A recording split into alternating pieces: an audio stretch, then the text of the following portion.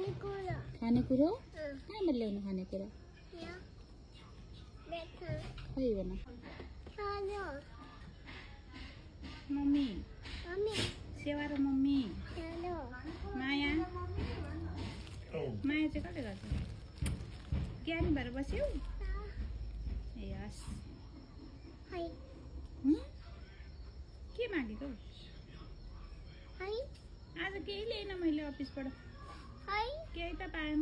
मोमो पनि पाएन खै खै अब सब्जी मात्रै ल्याएको सब्जी अलिक त्यो तातो हुन्छ एक सब्जी मात्रै ल्याएको ल ल सब्जी मात्रै ल्याएको ल छैन के खोयौ के खोजेको भन नि त के खोजेको के खोइ के मागेको भन न त